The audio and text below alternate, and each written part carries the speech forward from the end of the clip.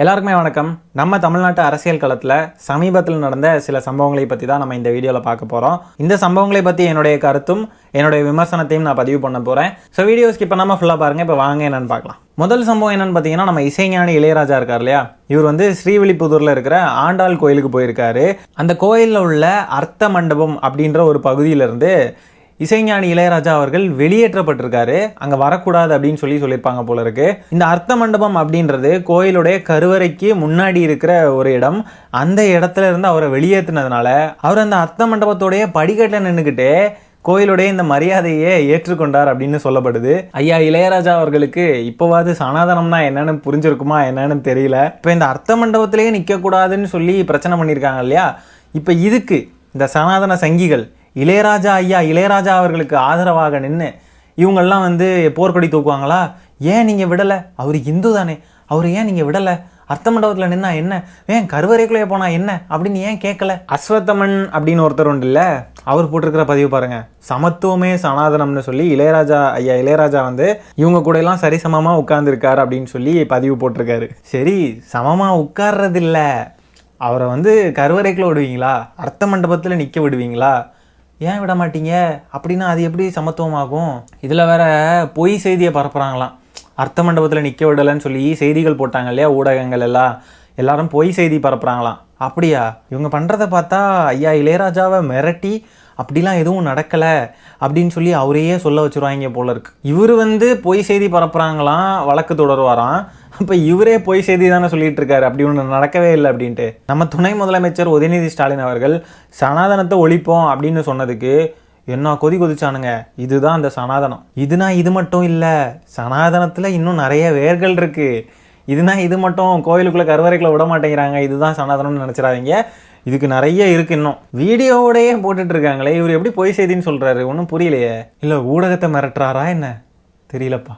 ரொம்ப ரொம்ப மகிழ்ச்சியான ஒரு செய்திங்க. விசிகாவில் இருந்து ஆதவர்ஜுனா அவரே விலகிட்டாப்ல. சிறப்பு, மிகச் சிறப்பு. திரு மார்ட்டினுக்கும் திரு ஆதவுக்கும் அரசியல் ரீதியாக கருத்து வேறுபாடு இருக்குன்னு நீங்க சொல்றீங்க. இங்க நான் தொடர்புபடுத்த வேண்டியது முக்கிய பொருளாதார ரீதியா அவர் எனக்கு எந்த ஹெல்ப் பண்ண வேண்டிய அவசியம் இல்லை. எனக்கு ஹெல்ப் பண்ணல. அரசியல் ரீதியா எனக்கு என்ன பண்ணணும்? அப்படி பண்ணி இருந்தா திமுகலயே சீட் வாங்கிட்டு அன்னைக்கே நான் ஒரு நேரம் எம்பியா டெல்லியில போய் உட்கார்ந்துட்டு இருப்பேன். இருந்தா திமுகலயே சீட் வாங்கிட்டு அன்னைக்கே நான் ஒரு நேரம் எம்பியா டெல்லியில போய் உட்கார்ந்துட்டு இருப்பேன். இப்போ பொருளாதார ரீதியா அவருக்கு சப்போர்ட் கிடைக்காதனால அரசியல் ரீதியா அவருக்கு பிரிவிலேஜ் இல்லைன்னு சொல்ல வராரா? அப்ப இது மன்னராட்சி இல்லையா? இது வாரிசு அரசியல் இல்லையா? அப்ப இந்த பிரிவிலேஜ் தானே பிரச்சனைன்னு சொல்லி மேடையில பேசினாப்ல.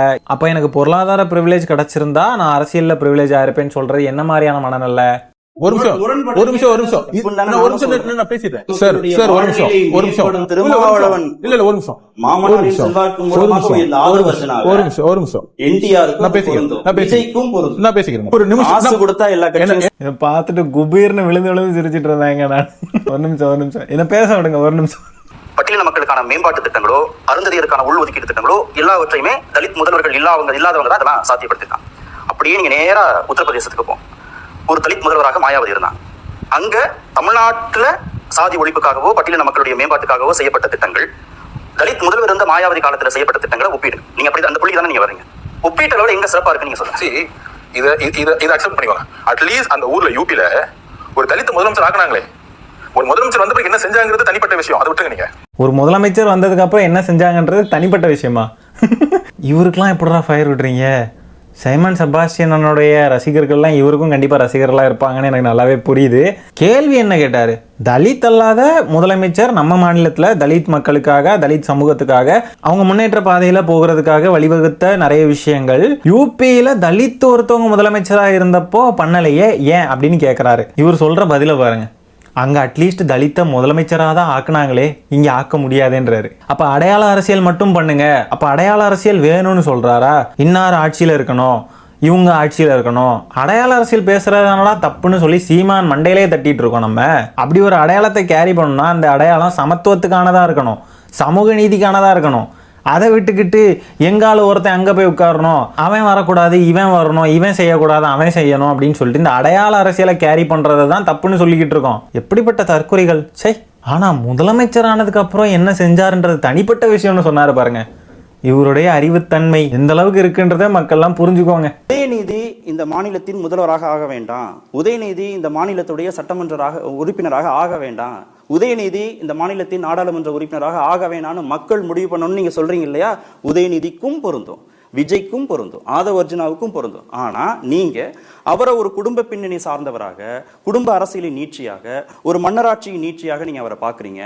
ஆனா தந்தையின் செல்வாக்கு மூலமாக உயர்ந்த விஜய, மாமனாரின் செல்வாக்கு மூலமாக உயர்ந்த ஆதவ் அர்ஜுனாவை மிஸ்டர் கிளீன் இமேஜுக்குள்ள கொண்டு போறீங்க. ஒரு நிமிஷம் இதுக்கு என்ன பதில் சொல்றானுங்கன்னா, விஜய் அவர்கள் வந்து தந்தையுடைய செல்வாக்கில் வந்திருந்தாலும் அது பண்ணது தொழில், அது வந்து வேலை.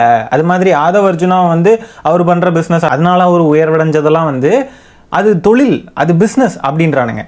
ஆனால் அரசியல்ன்றது வேற, அது பிஸ்னஸ் இல்லை, அது வந்து அப்படி வாரிசு அரசியல்லாம் இருக்கக்கூடாது அப்படின்றானுங்க. தொழிலாக இருந்தாலும் அங்கே மக்கள் தானே கன்சியூமர் யாரு?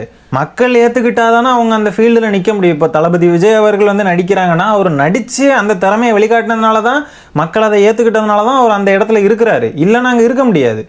அப்பாவால் வந்தாரோ எப்படி வந்தாரோ அப்படி தானே தளபதி ஃபேன்ஸ் நம்ம எல்லாரும் அப்படி தானே சொல்லிக்கிட்டு இருந்தோம். அப்பாவால் வந்தாருன்னு இருந்தாலுமே அவருடைய உழைப்பு, அவர் என்னென்ன அவருடைய டேலண்ட்டை வெளிப்படுத்தினதுக்காக தான் அவருக்கு அந்த இடம்னு சொல்கிறோம். அப்படின்னா அதே தான் அரசியலுக்கும் பொருந்தும். அவர் என்ன குடும்ப பின்னணினால வந்திருந்தாலுமே அவர் மக்களுக்காக அரசியல் செஞ்சால் மட்டும்தான் அவர் அந்த இடத்துல இருக்க முடியும். அப்படின்றது ஏன் புரியல? பிறப்பிலேயே சில பேருக்கு சில ப்ரிவிலேஜஸ் கிடைக்கும். அந்த ப்ரிவிலேஜஸை அவங்க எப்படி யூஸ் பண்ணுறாங்கன்றதை பொறுத்து தான் அவங்க ஃபியூச்சர் டிசைட் ஆகும். அவங்க தான் தோன்றித்தனமாக தெரிஞ்சாங்க அப்படின்னா மக்கள் சப்போர்ட் பண்ண மாட்டாங்க. உண்மையாலுமே அவங்க மக்களுக்காக நின்னாங்கன்னா மக்கள் சப்போர்ட் பண்ணுவாங்க. இதில் என்ன மன்னராட்சி, இதில் என்ன வாரிசு அரசியல்? ஒன்றும் புரியல. வாரிசு அரசியல் பேசணும்னா என் திமுகவில் மட்டும்தான் வாரிசு அரசியல் இருக்கா? எல்லா கட்சியிலையும் இருக்குது. அவங்கவுங்க பிள்ளைங்களும் அவங்கவுங்க அரசியலில் நிறுத்த தான் பார்ப்பாங்க ஒரு காலம் வரப்போ. அப்படி இருக்கிறப்போ வாரிசு அரசியல் நடக்கக்கூடாதுன்னு சொன்னால் எல்லா கட்சியிலையும் வாரிசு அரசியலை குறை சொன்னோம். அது என்ன திமுகவை மட்டும் சொல்கிறது? சரி மக்களே, இந்த வீடியோவை நான் இதோட எண்ட் பண்ணிக்கிறேன். இந்த வீடியோவில் நம்ம பேசியிருக்கிறத பற்றி உங்களுடைய கருத்துக்கள் என்னன்றதை கமெண்ட்டில் பதிவு பண்ணுங்கள். மீண்டும் அடுத்த வீடியோவில் சீக்கிரமாக உங்களை சந்திக்கிறேன். அது வரைக்கும் டாடா பை, டேக் கேர்.